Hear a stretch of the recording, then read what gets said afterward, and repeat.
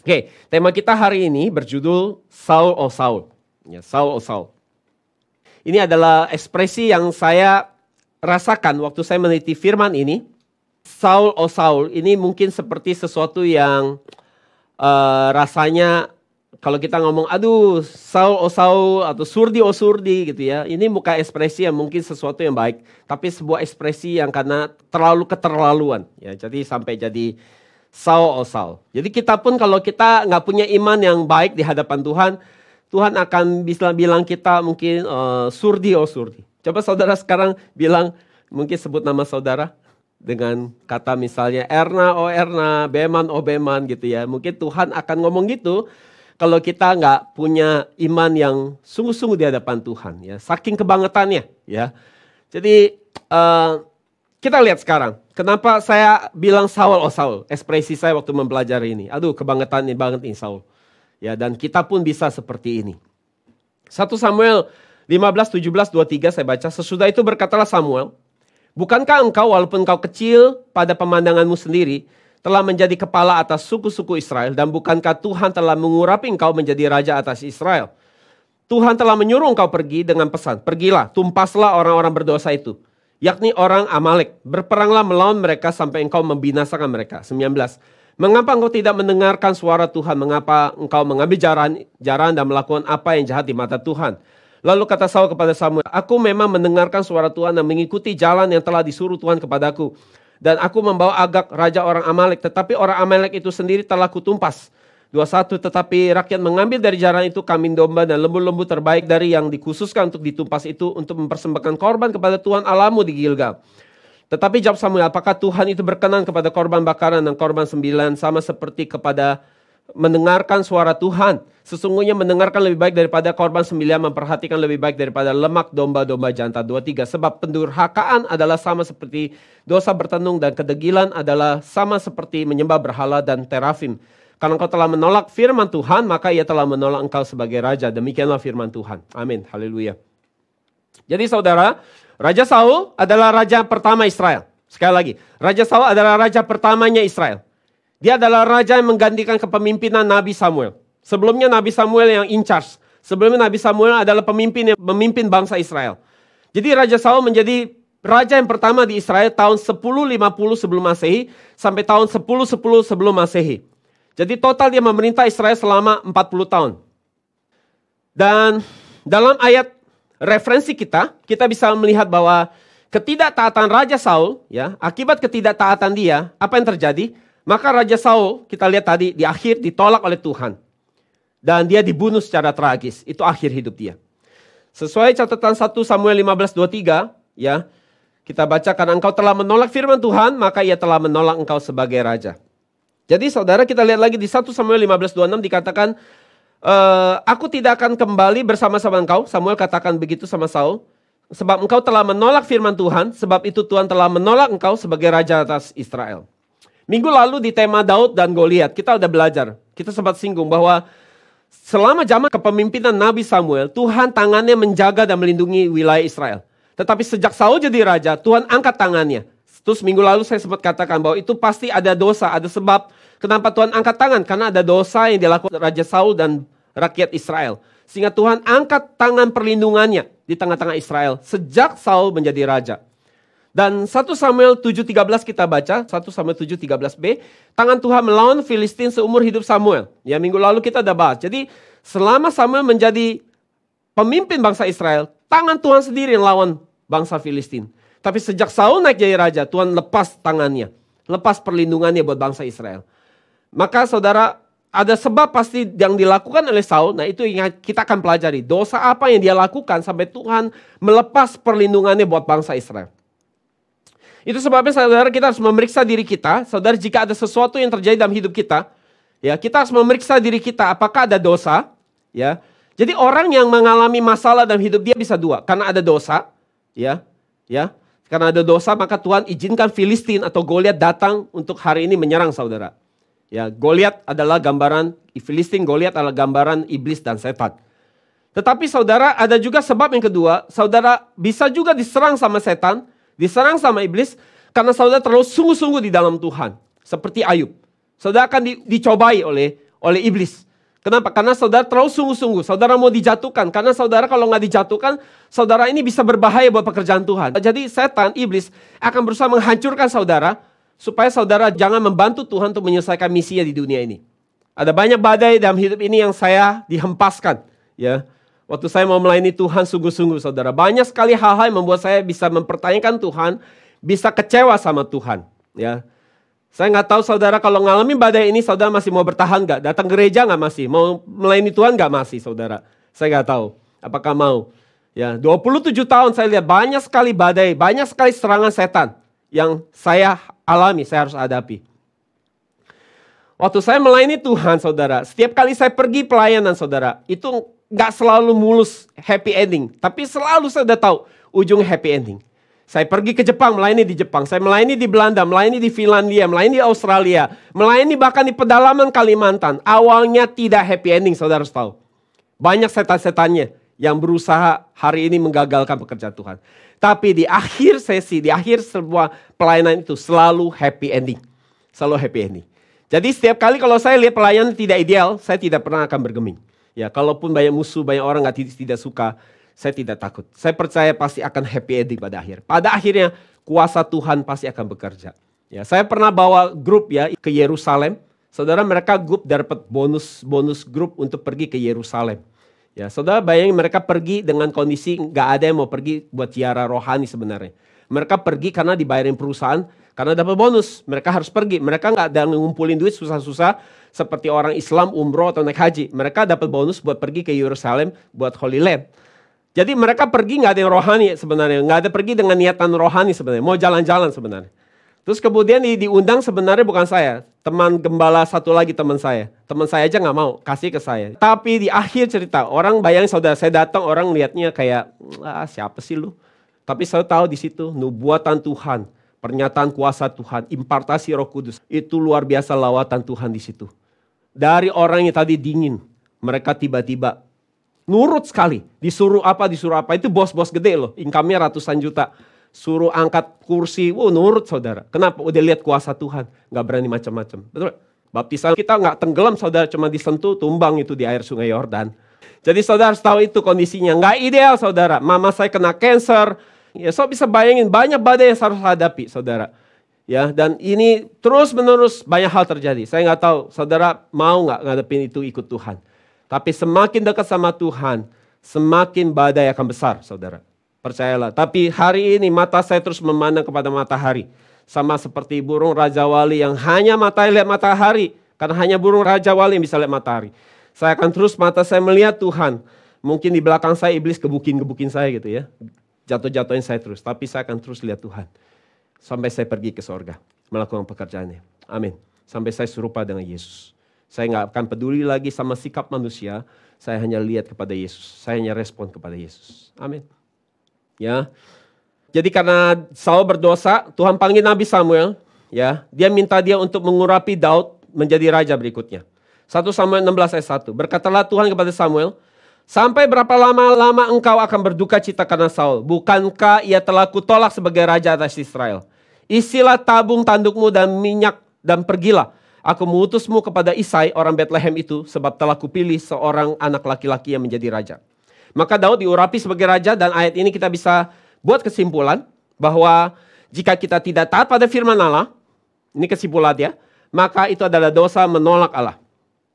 Dan sebagai hasilnya orang itu akan ditolak oleh Allah.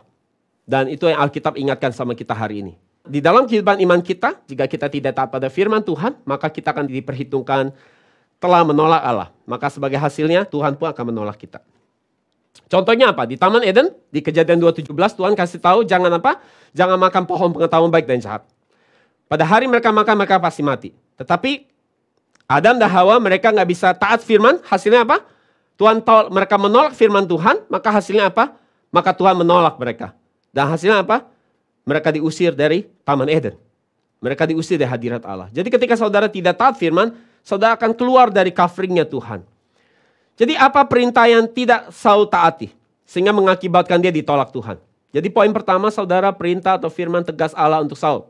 Poin A kecil. Perintah itu adalah untuk apa? Menghancurkan suku Amalek sepenuhnya. Sesuai catatan 1 Samuel 15 ayat 3. Jangan kasih ampun ya. Tumpah semua ya, bunuh semua laki-laki perempuan ya. Anak-anak maupun anak-anak yang menyusu, jadi bayi-bayi.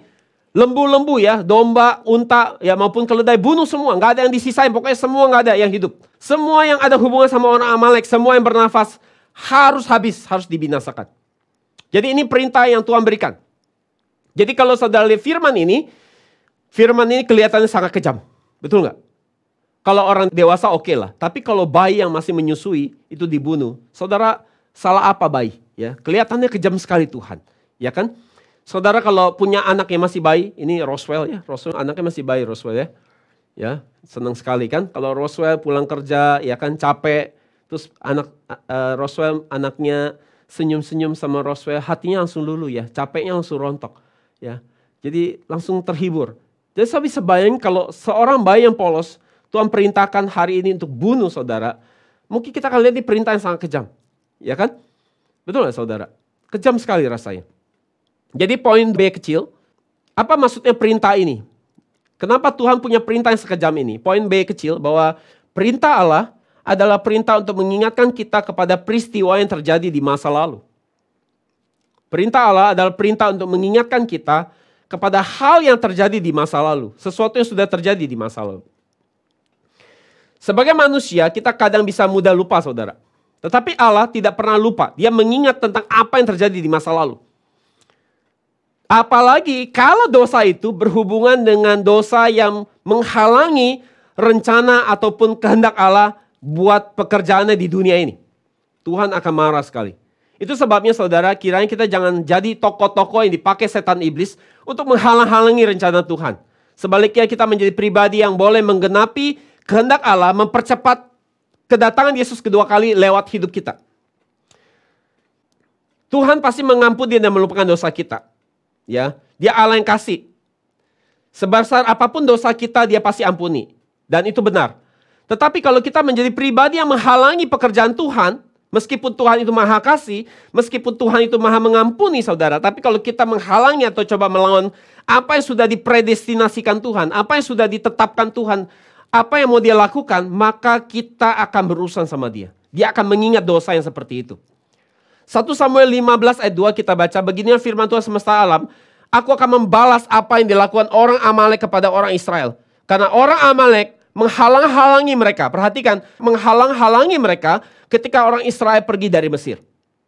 Jadi ketika orang Israel, mereka melakukan perjalanan Exodus, keluar dari Mesir, mereka masuk ke padang gurun, orang Amalek, mereka mulai menghalang-halangi perjalanan bangsa Israel ini. Dan sebagai hasilnya Allah tidak melupakan apa yang telah mereka lakukan kepada orang Israel. Exodus terjadi di tahun 1446 sebelum Masehi. Dan firman yang disampaikan Allah, firman yang Tuhan sampaikan kepada Saul ini adalah firman yang Tuhan sampaikan 420 tahun kemudian sejak Exodus. Akan tetapi kalau kita lihat, meskipun 420 tahun sudah berlalu, Tuhan masih ingat sama orang Amalek, ya. Tuhan yang saudara cuma tahu bahwa Dia mengampuni dosa, mengasihi. Tuhan ini, tapi kalau itu mengganggu pekerjaan Dia, mengganggu rencana Dia, meski 420 tahun sudah berlalu, Dia akan ingat peristiwa kesalahan itu. Maka itu sebabnya mesti kita bertobat. Kalau ada yang kita lakukan menghalangi pekerjaan Tuhan. Misal, saudara punya kakek yang kaya sekali, kaya raya. Kemudian papa saudara meninggal.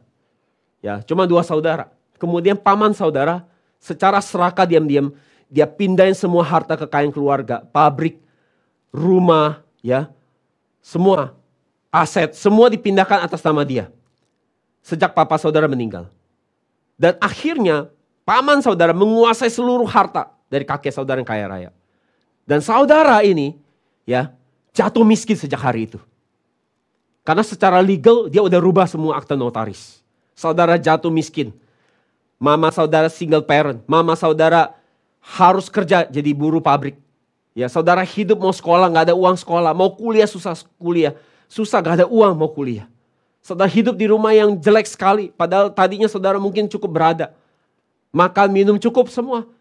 Terus kemudian akhirnya mama saudara karena gak cukup, saudara dia pulang, dia kerja, dia buruh pabrik, malamnya dia jahit, terima jahitan konveksi lagi. Mungkin satu jahitan cuma dihargai 50 perak, 100 perak. Dia jahit supaya saudara bisa kuliah, kumpulin uang, sampai kerja ngejahit sampai subuh pagi ya pergi lagi masuk ke pabrik. Saudara bayangin, kalau itu saudara yang pernah ngalamin, ya dibegituin sama paman saudara, saudara pasti ingat gak? Pasti saudara ingat. Karena gara-gara orang ini hidup saudara hancur. Gara-gara orang ini hidup saudara berantakan. Masa depan saudara jadi gelap karena orang satu ini.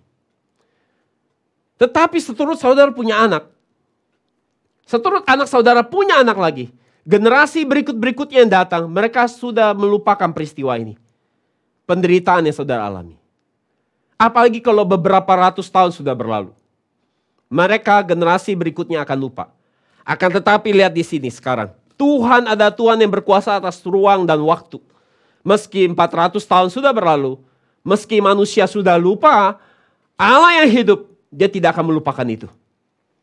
Kalau itu berhubungan sama pekerjaan dan rencananya. Poin yang ketiga saya kecil, hal apa yang dilakukan Amalek di masa lalu, sampai Tuhan jadi marah segitu marahnya, sampai bayi aja harus dibunuh. Raja Amalek, dia berperang dengan Israel di satu tempat namanya Rafidim. Itu terjadi di Keluaran, kita bisa lihat di Keluaran 17 ayat 8. Datanglah orang Amalek dan berperang melawan orang Israel di Rafidim. Pada peristiwa ini, Allah utus Yosua untuk maju berperang di Rafidim. Musa sendiri ya berdiri di atas puncak gunung dengan mengangkat tangannya untuk berdoa. Jadi ketika Musa mengangkat tangannya untuk berdoa, Israel menjadi kuat dan menang.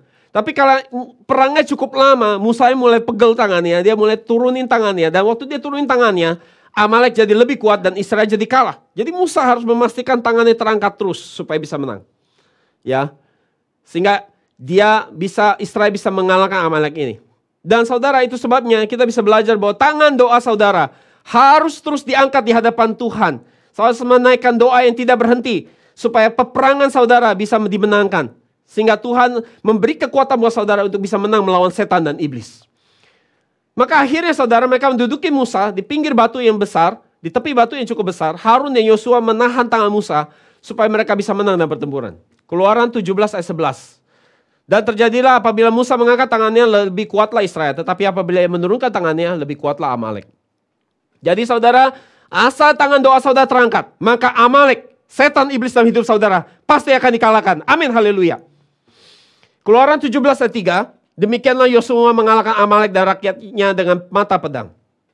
Jadi kiranya setiap saudara boleh menaikkan tangan doa saudara. Buat persoalan hidup saudara. Buat kesehatan saudara. Buat keluarga saudara. Buat bisnis saudara. Buat pekerjaan saudara. Buat studi saudara. Sehingga saudara bisa menerima kemenangan di dalam nama Yesus. Iblis setan akan dikalahkan ketika saudara mengangkat tangan doa saudara. Amin. Jadi pada saat itu Allah memberikan perintah yang tegas untuk mencatat peristiwa ini di sebuah buku. Supaya diingat senantiasa dari generasi ke generasi. Jadi Tuhan memerintahkan Yosua untuk membacakannya di hadapan bangsa Israel. Supaya mereka mengingatnya turun-temurun, generasi ke generasi.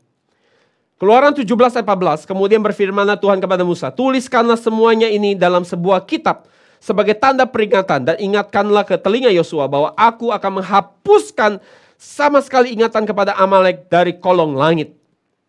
Jadi Yosua pun di masa hidupnya dia perangi terus Amalek sampai habis. Dia berjanji bahwa dia akan menghapuskan sepenuhnya Amalek ini dari kolong langit. Jadi sebenarnya sekarang ada masalah apa di sini sih? Sampai Tuhan benci sekali sama orang Amalek. Ya? Sampai Tuhan marah sekali sama orang Amalek ini. Sampai perlu dicatat di sebuah buku supaya gak boleh dilupakan. Apa yang terjadi? Jadi bangsa Amalek adalah bangsa yang sangat kejam. Bangsa yang sangat keji. Jadi ketika Israel sedang dalam perjalanan keluar dari Mesir, mereka berjalan dalam berbaris-barisan, ya beriring-iringan. Dalam perjalanan ini biasanya ada orang-orang yang lemah, orang-orang yang langkah kaki nggak bisa cepat ya. Jadi ada orang-orang yang mungkin langkahnya lebih pelan, langkahnya kecil-kecil ya.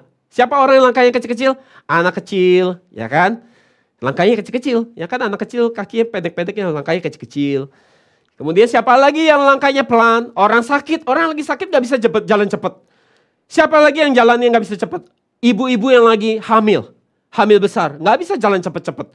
Ya, Siapa lagi? Orang-orang tua. Orang-orang tua, kakek-kakek, nenek-nenek, lansia yang jalannya nggak bisa cepat. Ya, mereka tertinggal di belakang. Ya, siapa lagi? Orang-orang yang cacat secara kaki, ada masalah di cacat di kesehatannya di kakinya. Mereka pun jalan tertinggal di belakang. Nah, apa yang dilakukan sama Raja Amalek ini, sama bangsa Amalek itu? Diam-diam dari belakang mereka menyergap orang-orang yang tertinggal jalan di paling belakang. Mereka bunuhin semua ini.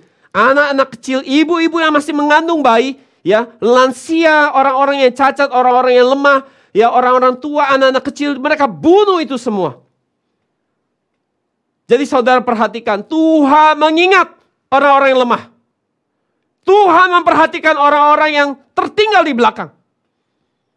Maka kita pun harus punya hati mengingat orang-orang yang lemah. Bukan hanya orang-orang yang sehat. Kita harus ingat orang-orang yang lemah bahwa Tuhan juga peduli sama mereka. Orang-orang yang mungkin di mata kita gak berarti. Dan Tuhan ingat yang gak cuma 10 tahun, gak cuma 20 tahun. Tuhan ingatnya 400 tahun. Apa yang dilakukan Amalek ini sama bangsa Israel? Ulangan 25, 17, 18. Ingatlah apa yang dilakukan orang Amalek kepadamu pada waktu perjalananmu keluar dari Mesir. Bahwa engkau didatangi mereka di jalan dan semua orang lemah pada barisan belakangmu dihantam mereka. Sebab engkau lelah dan lesu. Mereka tidak takut akan Allah. Meskipun Allah memimpin bangsa Israel, bangsa Amalek ini tidak takut sama sekali sama Tuhan. Jadi Tuhan peringatkan apa? Ingatlah apa yang dilakukan orang Amalek. Begitu sedih dan begitu marahnya Tuhan sama kelakuan orang Amalek. Bahwa Tuhan berjanji akan memerangi orang ini sampai habis dari kolong langit. Ulangan 25 ayat 19. Apabila Tuhan Allahmu sudah mengaruniakan keamanan kepadamu daripada segala musuh di sekelilingmu, di negeri yang diberikan Tuhan Allahmu kepadamu untuk dimiliki sebagai milik pusaka, maka haruslah engkau menghapuskan ingatan kepada Amalek dari kolong langit. Janganlah lupa. Tuhan harus tekankan itu. Janganlah lupa. Lihat, begitu marahnya Tuhan sampai berkata, janganlah lupa. Kejadian 17-16, Tuhan berperang melawan Amalek turun-temurun. Generasi ke generasi. Jadi kepada umat Israel Allah memerintahkan untuk mereka tidak melupakan pesan untuk menghapuskan secara total orang Amalek dari generasi ke generasi. Tetapi 10 tahun kemudian, 20 tahun kemudian, 50 tahun kemudian, 100 tahun kemudian, 200 tahun kemudian, 300, 400 tahun. Orang mulai lupa perintah Tuhan ini. Jadi andaikan Raja Saul mengingat firman ini.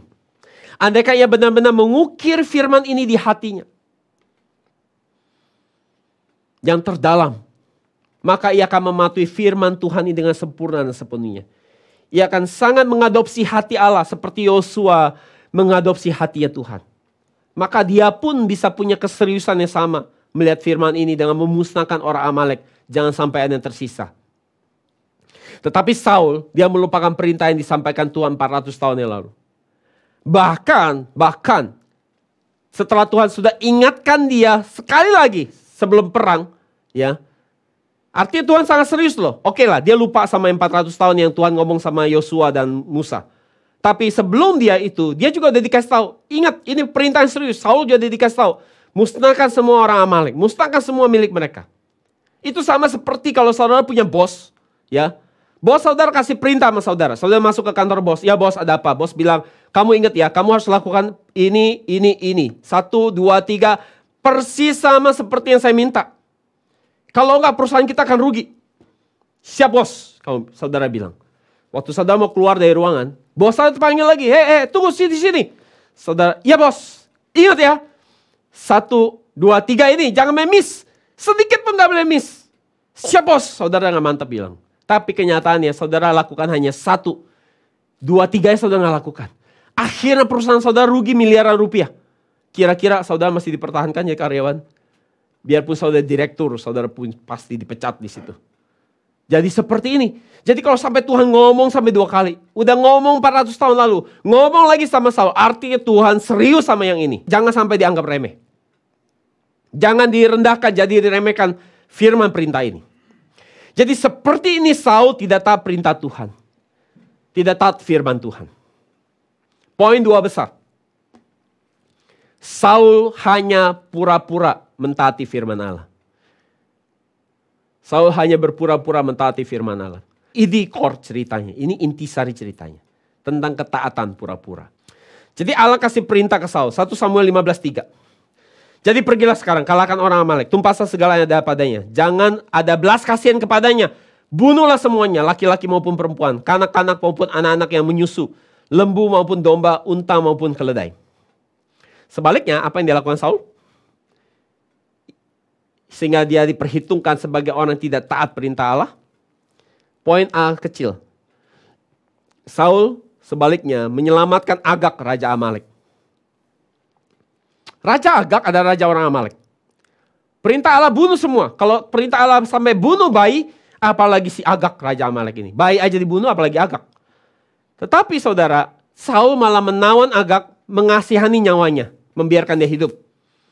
1 Samuel 15 ayat 8, Raja Agag orang Amalek ditangkapnya hidup-hidup, tetapi segenap rakyatnya ditumpas dengan mata pedang.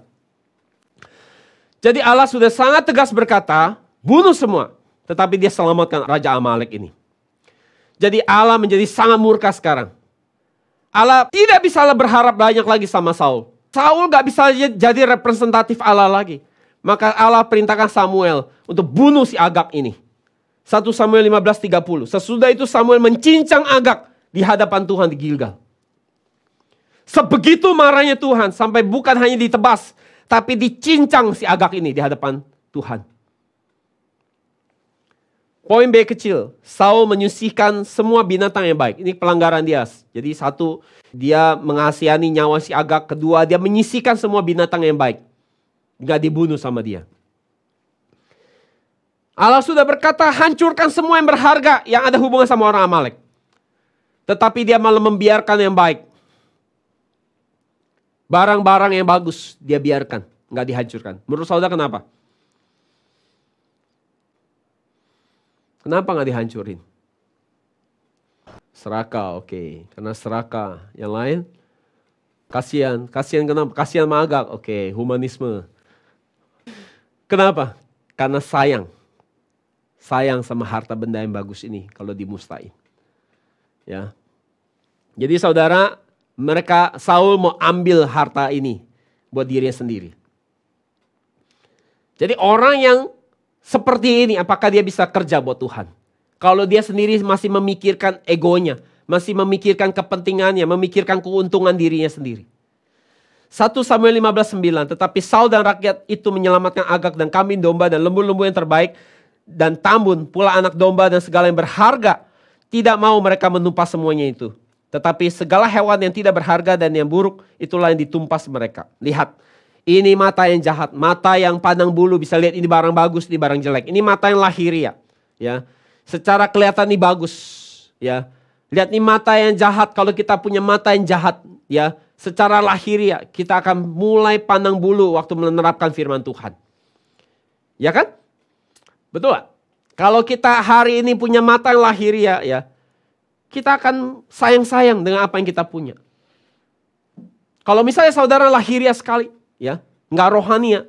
Kalau saudara tiba-tiba saudara lagi pacaran, saudara cewek nih suka banget sama nih cowok, udah kaya, ganteng, tajir gitu.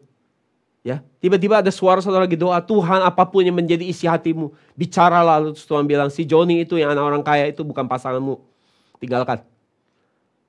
Kalau mata saudara lahiriah, lihat duit, lihat ganteng, saudara bisa pilih dengar suara Tuhan itu, perintah Tuhan itu. Atau pilih, tinggalkan laki-laki itu. Kalau Tuhan bilang tinggalkan hobimu, sejak kamu punya hobi itu, ya kebiasaan itu, kamu tuh suka telat datang ibadah. Kamu gak bisa lagi melayani aku, saudara mau? Padahal di hobi itu saudara bisa kumpul ya sama teman-teman yang udah dapat chemistry-nya sama saudara.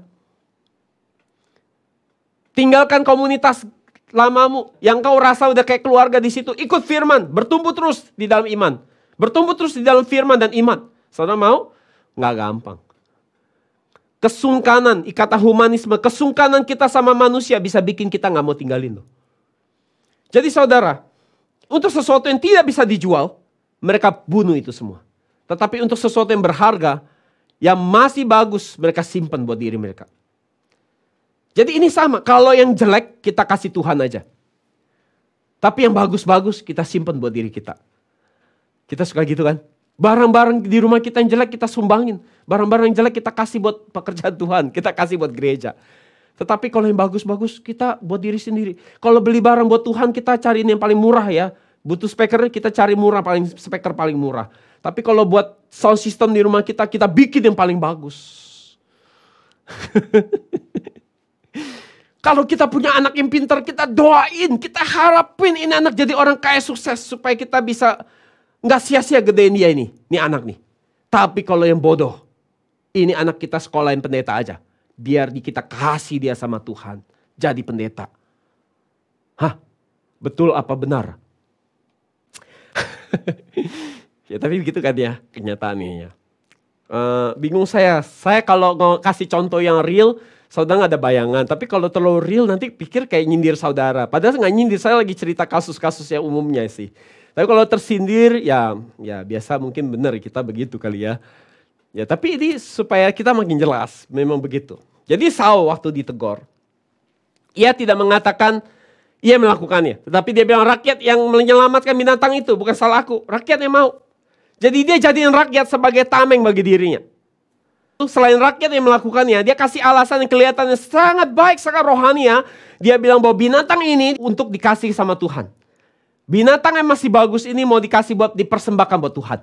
Bagus kan? Kelihatannya bagus kan? Ya kan? Sesuatu yang baik loh. Buat Tuhan. Ya kan? 1 Samuel 15. Jawab Saul. Semua itu dibawa daripada orang Amalek sebab rakyat menyelamatkan kambing domba dan lebu-lebu yang terbaik dengan maksud untuk apa? Mempersembahkan korban kepada Tuhan Allahmu. Tetapi selebihnya telah kami tumpas. Jadi kalau kita nggak hati-hati, perkataan ini sepertinya bagus. Kelihatannya benar. Tuhan kami sudah tumpas semua, kami pisahin yang bagus loh. Buat dikasih sama kamu loh. Nah ini sama seperti ini, contohnya lagi. Tapi kalau udah contoh pada deg-degan ya.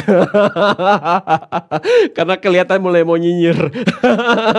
Ini contoh lagi ya, contoh. Supaya mengerti maksudnya. Tuhan berkati aku. Lancarkan bisnis aku ya. Nanti kalau lancar, aku kasih persembahan buat Tuhan. Giliran bisnisnya sudah lancar, apa ingat Tuhan? Bahasanya Tuhan aku bikin lancar, ini aku kasih buat gereja. Motivasinya padahal belum tentu buat gereja. Supaya lancar, supaya memperkaya diri. Karena saudara udah tahu hitung-hitungan sempuanya.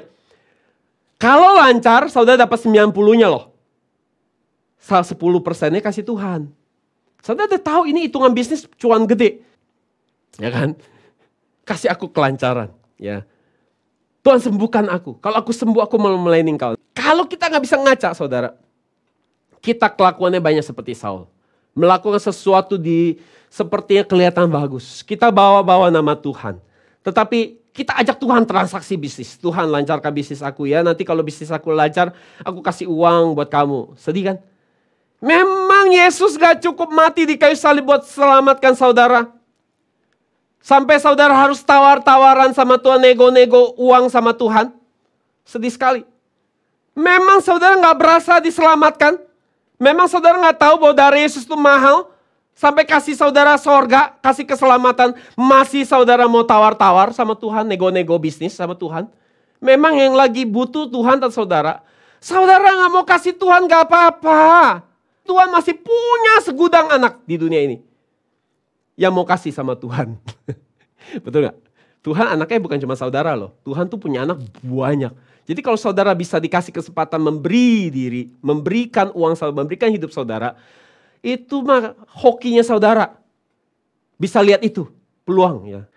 Jadi saudara, kenapa Saul, oh Saul? Waktu saya berselidiki ini saya sedih sekali.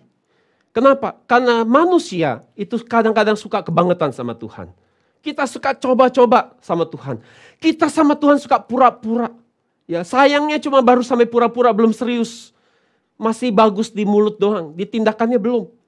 Jadi hati manusia itu penuh dengan skenario, skema.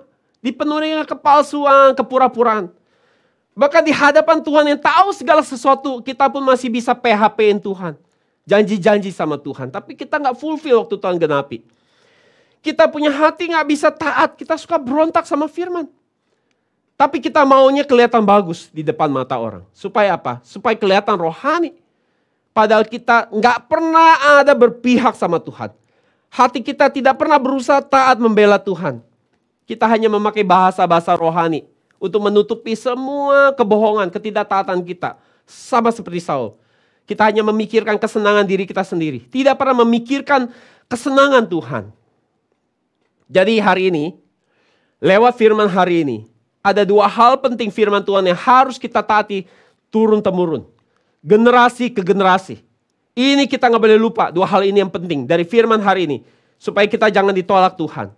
Ya, kalau saya ngomong gini, saudara, ya saya mau katakan bukan hari ini semua yang saya omongin, ini adalah perintah Tuhan yang tidak bisa ditawar. Ini bukan undangan. Kalau undangan sama boleh datang, boleh enggak. Ini perintah. Kalau saudara nggak mau ditolak Tuhan, ya saudara stop perintah ini. Karena ini bukan undangan, ini perintah. Apa dua hal penting yang Tuhan khotbahkan, Tuhan sampaikan di mimbar gereja turun-temurun, yang Tuhan sampaikan di firman Tuhan turun-temurun. Yang pertama, saudara harus memberikan persepuluhan. Itu adalah milik Tuhan, bukan milik saudara. Kedua, saudara harus menjaga hari Sabat. Saudara harus menguduskan hari Sabat untuk datang ke gereja. Perintah ini harus saudara jaga terus seumur hidup saudara, sampai saudara nanti pulang ke sorga. Perintah ini ada perintah yang serius di mata Tuhan. Untuk saudara taat, tidak bisa ditawar. Ini bukan undangan. Ya, saudara nggak bisa nggak mau. Ini harus.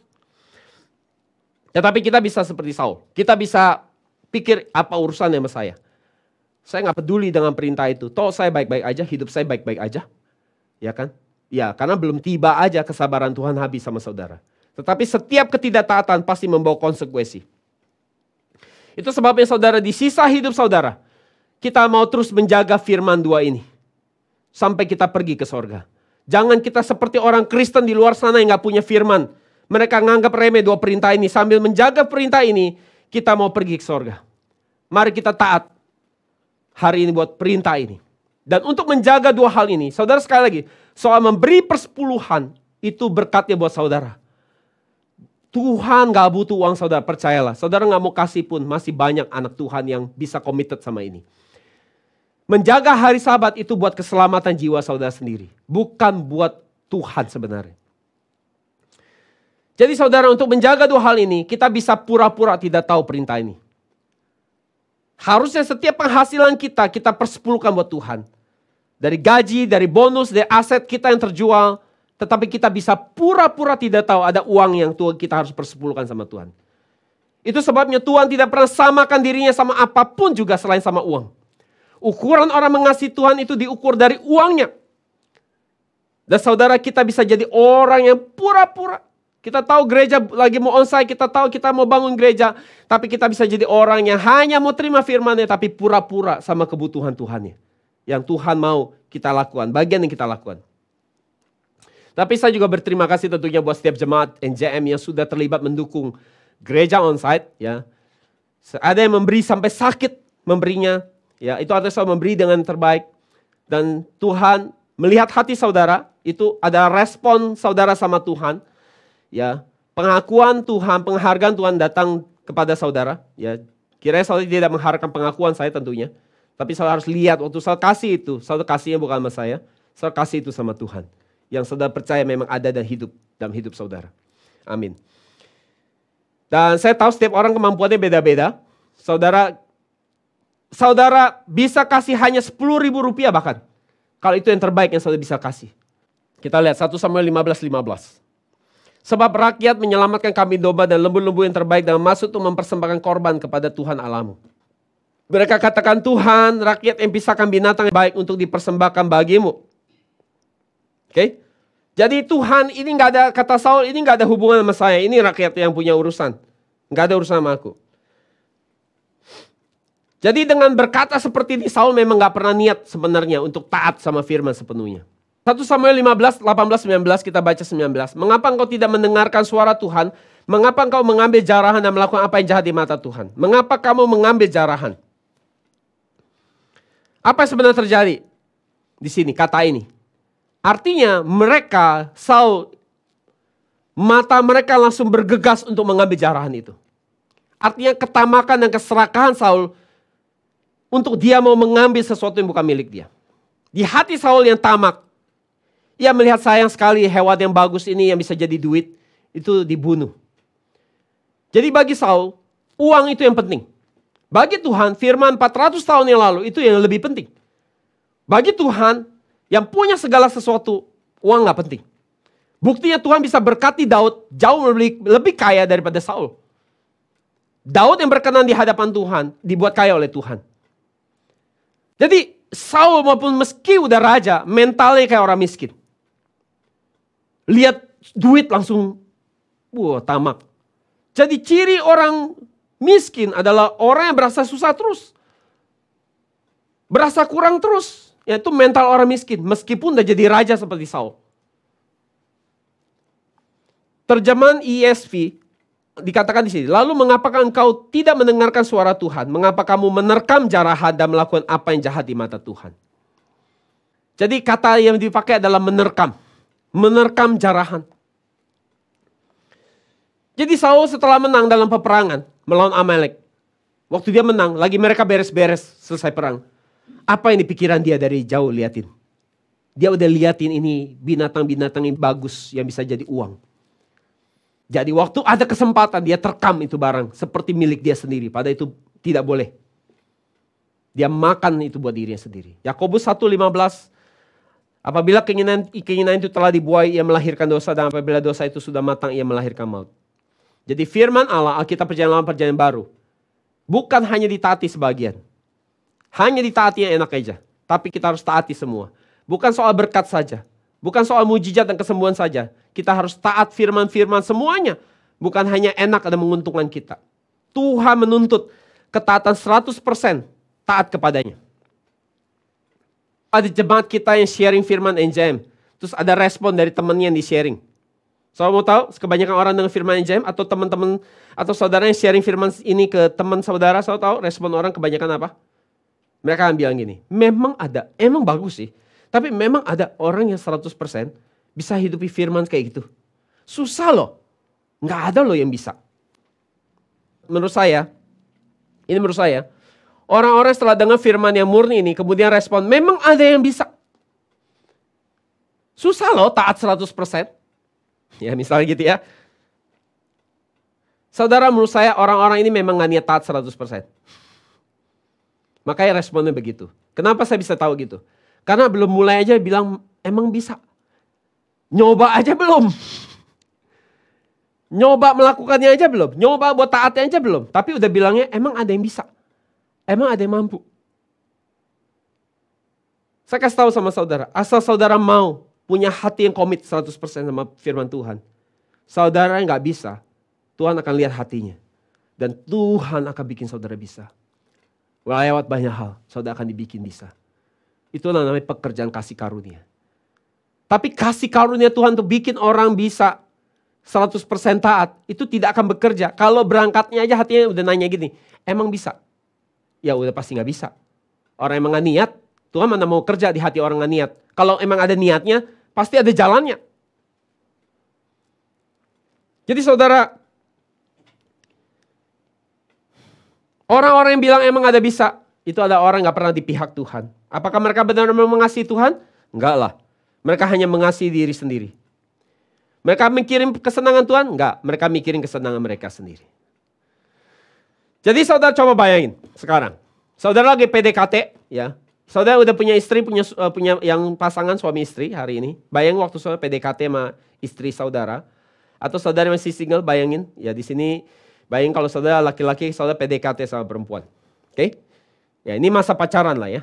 Terus saudara karena lagi pacaran, lagi PDKT, saudara harus karena dia pasangan saudara udah kerja, saudara pagi-pagi antar ke kantor, sorenya macet-macet, ya jauh misalnya pacar saudara dari tempat kerja saudara jaraknya jauh ya, mungkin 50 kilo terjauh, tapi saudara bela-belain jemput ya, antar jemput tiap hari, ya kena macet tetap dijemput diantar ke rumah. Ini masalah-masalah pacaran biasa begitu ya, semuanya kelihatannya bagus ya. Ya, terus saudara dia suka apa, baru ngomong apa, saudara langsung pengen makan di, ya misalnya mau makan steak yang dry aged, langsung dibawa ke Sudirman makan dry aged steak. Wow, sampai gaji sebulan juga dikeluarin buat bayar makan steak itu ya saudara. Semua yang saudara lakukan terbaik buat dia. Tapi saudara bisa bayangin ya, Tiap kali saudara lakukan sesuatu yang baik buat dia, terus kemudian setelah melakukan itu, misalnya habis antar ya, udah kena macet-macetan ya di jalan ngantar rumahnya di Bogor lagi, rumah saudara di Jakarta, antar ke Bogor gitu ya. Antar ke Bogor, sampai di Bogor udah jam 6 sore, saudara harus pulang lagi sampai rumah jam 9 malam, besok berangkat, begitu lagi. Tiap kali ngantar ke Bogor, sampai di rumahnya, setiap kali sampai di rumah saudara bilang ini, aku sayang kamu loh, aku ini sayang kamu loh, lakukan ini. Tapi ini sebenarnya susah loh. Ya, besok saudara lakukan sesuatu yang baik, saudara bilang, aku sayang kamu loh, tapi ini susah loh. Saudara ngomong terus kayak gitu, besok kalau nggak ditampar juga udah bagus. Ya, saudara pasti diputusin. Jadi saudara bilang, Tuhan bilang kasih 100%, taat perintah Tuhan. Saudara bilang, Tuhan aku mau, tapi susah loh. Tuhan akan nanya, lu serius sayang gue gak sih? Hah? Come on. Atau cuma basa-basi sih sebenarnya selama ini? Really you love me? Hah? Atau cuma ngomong-ngomong manis doang? Hah? Come on, get real. Kalau belum bisa bilang sayang, gak usah bilang sayang. Kalau udah bisa bilang sayang sama saya, artinya you ready to sacrifice everything, anything. Kamu udah siap berkorban apa aja. Betul gak? Emang kita di EJM banyak harus terima kenyataan hidup ya. Kenyataan tentang hal rohani. Kenyataan memang segitu doang, baru segitu kita. Gak apa-apa, saudara jangan sedih. Ya, setel aja hatinya untuk sama Tuhan ya. Saya juga suka ngobrol ini sama Tuhan. Apakah saya sungguh-sungguh mengasihi Tuhan? Tuhan, apakah aku sungguh-sungguh mengasihi Engkau? Apakah aku sungguh-sungguh rela berkorban apapun buat Engkau? Karena aku mengasihi Engkau. Saya suka tanya itu sama diri saya. Jadi saudara, Tuhan menuntut ketaatan 100%. Kejadian 2:17. Adam sudah dikasih tahu Tuhan jangan makan pohon baik dan jahat, tapi mereka makan. Akhirnya mereka mati. Akibat perintah ini mereka diusir dari Taman Eden. Persepuluhan saudara, kalau Tuhan mau saudara beri sepenuhnya, beri semuanya. Tidak boleh pura-pura ya dengan tahan sebagian. Tetapi semua itu harus dikembalikan apa yang jadi milik Tuhan. Ketika Tuhan perintahkan saudara harus kuduskan hari Sabat, kita gak boleh pura-pura gak tahu ada perintah itu. Kita harus pastiin tubuh kita ada di gereja. Bukan sedang di tempat lain. Saudara, sudahlah saudara. Pastikan aja. Kalau hari Minggu, pastikan tubuh saudara jangan di tempat lain. Pastikan tubuh saudara ada di gereja. Percayalah saudara, saya sudah lihat banyak hal bukti. Jangan suka coba-coba sama Tuhan. Poin saya kecil. Saul memberikan alasan yang masuk akal setelah tidak mentaati firman Tuhan. Jadi Saul membiarkan binatang yang baik, alasan untuk dipersembahkan bagi Tuhan. Jadi ini alasan yang bagus dan masuk akal sepertinya.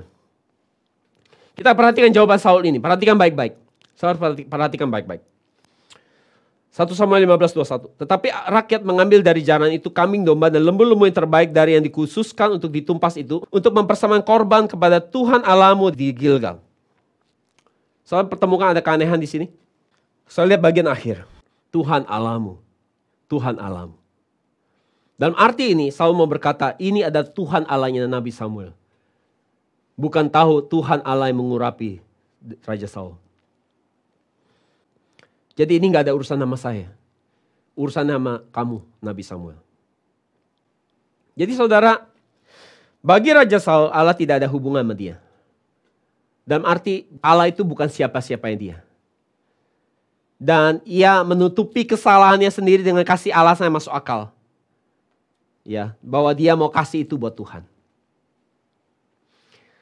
Apa alasan yang masuk akal? Alasan yang masuk akal ada seperti yang mau kasih buat Tuhan.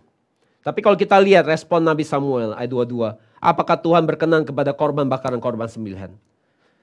Jadi ayat ini bisa dipelintir sama kita hari ini. Tuh kan Tuhan gak butuh kita persembahan. Tuhan gak perlu persepuluhan kan. Taat tuh lebih penting loh.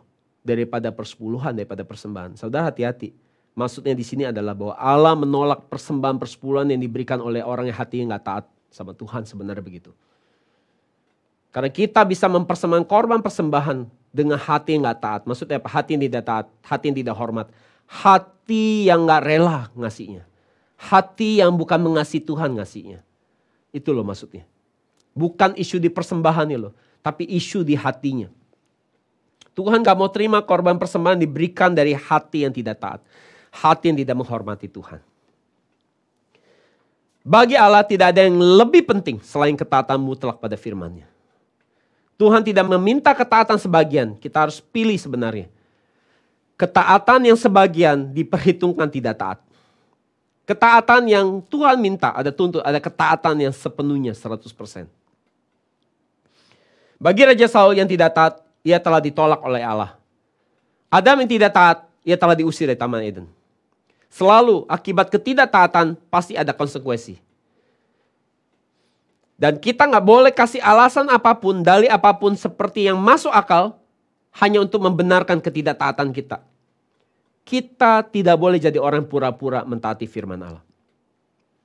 Kesimpulan. Orang yang meremehkan atau merendahkan firman Allah akan ditolak oleh Allah. Mengapa Saul tidak bisa melakukan sepenuhnya mentaati firman Allah ini? Kenapa? Karena di lubuk hati dia yang terdalam, ia tidak memandang Allah. Ia telah merendahkan Allah. Ia telah memiliki hati yang merendahkan firman Allah. Dengan merendahkan firman Allah, artinya dia merendahkan Allah itu sendiri. Jika Allah bicara oleh Samuel, ya sebagai representatifnya Saul, Nabi Samuel adalah wakilnya Allah. Tetapi bagi Saul, Nabi Samuel hanya manusia biasa. Saul tidak bisa lihat Nabi Samuel adalah Allah sendiri yang sedang bicara sama dia. Nabi yang dipakai Tuhan untuk membimbing hidupnya. Sebaliknya ia menaruh Nabi Samuel di bawah dia. Dia meletakkan Nabi Samuel posisi di bawah dia. Saul tidak mau taat kepada firman yang disampaikan Nabi Samuel. Dan itu ada dosa yang besar karena telah merendahkan dan meremehkan seseorang. Tetapi itu bukan hanya dosa merendahkan seseorang, tapi dosa yang lebih besar lagi itu ada dosa merendahkan Allah. Karena di mulut Nabi Samuel ada firman Allah.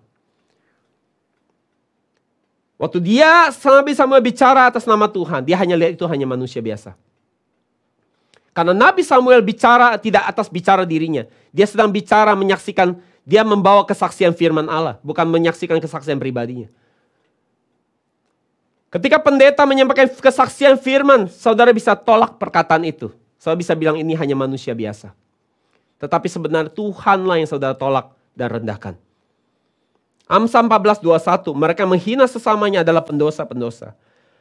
Jika kita kumpul, kemudian kita gosipin orang, kemudian kita ngumbar-ngumbar kesalahan orang itu, kita merendahkan dia, artinya kita telah apa? Menghina sesama kita. Jadi kita harus jadi orang yang bicara baik satu sama lain, menghargai orang lain, menganggap orang lebih tinggi dari kita sebenarnya, bukan naruh orang di bawah kita. Maka kita akan terima berkat yang besar dari Tuhan. Putri Saul, ya, buah gak jauh dari pohonnya. Putri Saul, Mikal, gak jauh beda sama papanya.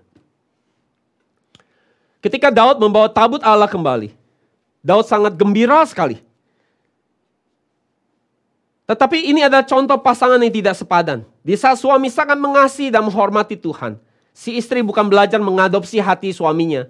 Teladan diberikan suaminya, dia malah mencemooh suaminya di hatinya. Daud dia menari dengan telanjang di hadapan Tuhan.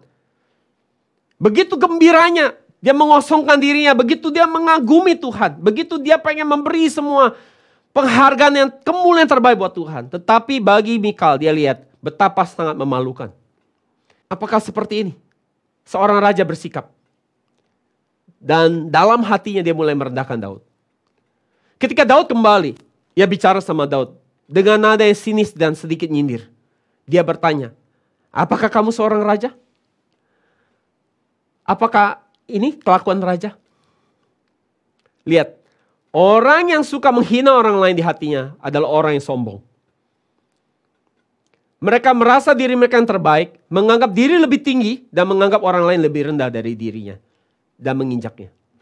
2 Samuel 6:16 dan 20. Ketika tabut Tuhan itu masuk ke kota Daud, maka Mikal anak perempuan Saul menjenguk dari jendela lalu melihat Raja Daud meloncat-loncat serta menari-nari di hadapan Tuhan sebab ia memandang rendah Daud dalam hatinya. Ayat 20. Ketika Daud pulang untuk memberi salam kepada seisi rumahnya, maka keluarlah Mikal binti Saul mendapatkan Daud katanya, betapa raja orang Israel yang menelanjangi dirinya pada hari ini di depan mata budak-budak perempuan para hambanya, merasa dirinya terhormat pada hari ini seperti orang hina dengan tidak malu-malu menelanjangi dirinya. Terjemahan ESV adalah, bagaimana pada hari ini Raja Israel menghormati dirinya sendiri dengan menelanjangi dirinya sendiri di hadapan budak-budak perempuan para hambanya. Dengan kata lain, Mikal mau katakan, betapa luar biasanya kamu seorang raja yang merasa dirinya terhormat.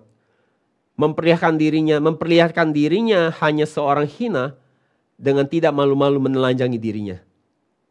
Jadi ini pernyataan yang tidak sopan kan? Kita bisa lihat betapa Mikal merendahkan Daud, raja yang diurapi Tuhan. Akibatnya apa? 2 Samuel 6:23, Mikal tidak dapat memiliki anak sampai hari kematiannya. Seperti Saul merendahkan Nabi Samuel, demikian Mikal merendahkan Daud. Perlakuan Mikal ke Daud adalah bayangan penghinaan yang diterima oleh Yesus, oleh Raja Herodes. Mikal merendahkan Daud dan Raja Herodes merendahkan Yesus.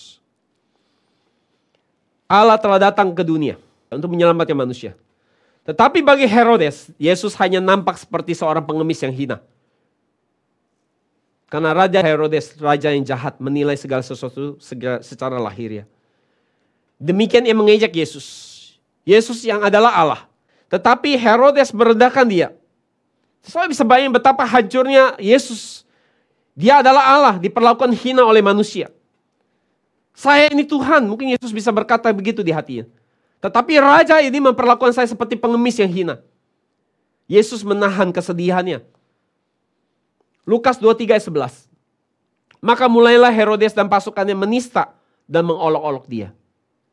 Kali itu saudara jangan sedih. Kalau ada yang menghina dan merendahkan saudara, Yesus pun tahu rasanya. Ia pernah direndahkan Raja Herodes yang gak sadar menganggap diri lebih tinggi dari Yesus. Hari ini memang banyak orang yang merasa diri lebih tinggi, padahal nol besar. Allah kita harus menanggung ketragisan semacam ini. Jika saudara meremehkan firman Tuhan, itu artinya saudara menghina Allah. Untuk orang yang merendahkan firman Allah, bagi mereka yang pura-pura mentaati firman Allah, yang selalu punya alasan untuk membenarkan, menutupi ketidaktaatan mereka, mereka akan berakhir seperti Saul. Mereka akan ditolak oleh Allah.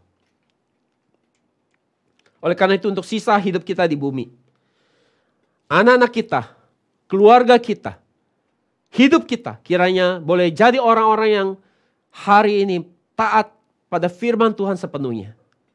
Sehingga kita menjadi orang-orang yang hari ini berkenan, bukan orang-orang yang ditolak oleh Allah.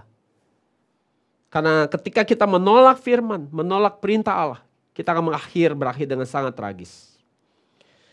Semoga kelalaian Saul ini tidak terjadi sama hidup kita. Setiap kali ada firman, mari kita katakan amin, haleluya. Kita mau mentaatinya. Ulangan 28 ayat 2, kita akan terima berkat. Segala berkat ini akan datang kepadamu dan menjadi bagianmu jika engkau mendengarkan suara Tuhan Allahmu. Di sisa hidup kita, mari kita melatih diri kita senantiasa untuk taat pada firman Allah. Yaitu mempersembahkan persepuluhan yang adalah milik Allah dan senantiasa menguduskan hari Sabat. Kita senantiasa punya kerinduan untuk mau taat firman bukan sebagian saja, tetapi sepenuhnya. Dan jangan sampai kita lalai seperti Saul, yang selalu membuat alasan untuk membenarkan diri buat ketidaktaatan. Dan jika saudara menjalani kehidupan iman yang demikian, saudara pasti akan diberkati luar biasa. Baik secara materi maupun secara rohani. Amin. Saya berdoa dan memberkati, kiranya berkat ini turun atas hidup saudara di dalam nama Yesus. Amin. Mari kita datang pada Tuhan.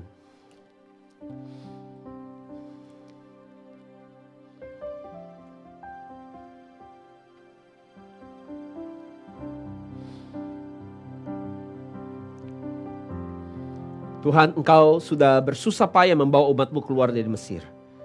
Dan ketika mereka berjalan, tiba-tiba dari belakang bangsa Amalek justru membinasakan orang-orang yang lemah.